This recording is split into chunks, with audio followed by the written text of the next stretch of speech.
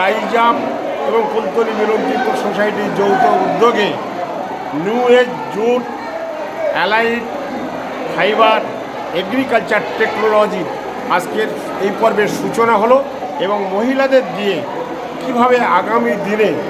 সুন্দরবনের নোনা জল আর মিঠে মাটিতে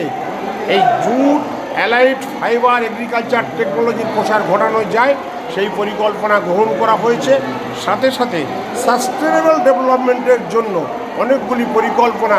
আজকের আমাদের অধিকর্তা ক্রাইজাম ডক্টর গৌরাঙ্গ কর ঘোষণা করেছেন। SC/SP का प्रोग्राम हुआ, उसमें ICR क्राइजेप की तरफ से इनपुट दिए गए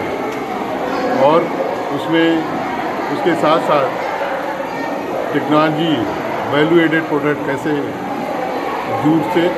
वैल्यू एडेड कैसे प्रोडक्ट बनाए जा सकते हैं, वो यहाँ के NGO के चेयरमैन की अध्यक्षता में हुआ कार्यक्रम और काफ़ी सक्सेसफुल रहा और इसमें लगभग 1000 से ज़्यादा लेडीज लोग हैं पार्टिसिपेट किया। সুন্দরবন এলাকায় যে খরা প্লাবিত, বন্যা প্লাবিত, সাইক্লোন প্লাবিত জায়গায় কীভাবে মানুষের রোজগার বাড়ানো যায়, সাস্টেনেবল ডেভেলপমেন্ট করা যায়, স্বরোজগার করা যায়, সেই জন্য আমাদের ICR ক্রাইজাপ এবং কুলতলি মিলন তর্থের উদ্যোগে যৌথ উদ্যোগে আজকে আমরা একটা সভা এবং অ্যাওয়ারনেস প্রোগ্রামের আয়োজন করেছিলাম,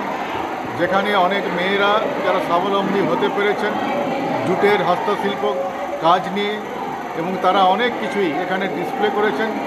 এবং আমরা আশা করছি যে ভবিষ্যতে যে একটা সাস্টেনেবল ডেভেলপমেন্টের আমরা আশা দেখেছিলাম এবং এই হাতের কাজ নিয়ে, মা বোনদের হাতের কাজ নিয়ে, সেটার স্বপ্ন আজকে আমাদের রূপান্তরিত হতে চলেছে। তাছাড়া আমাদের ICR ক্রাইজাপ থেকে চাষি ভাইদের আমরা চেষ্টা করছি যাতে ক্রিটিক্যাল ইনপুটস, ধান হোক বা পোলট্রি হোক, পোলট্রি ফিড হোক, সবজির বীজ হোক বা চাষের যে সরঞ্জাম আছে সেগুলো দিয়ে আমরা যদি কিছু সাহায্য করতে পারি তাহলে কিন্তু আরেকটা আমরা আশা দেখছি যে এখানে একটা মডেল ভিলেজের যে আজকের প্রপোজাল ছিল যে রূপান্তরিত করা যায় কি না,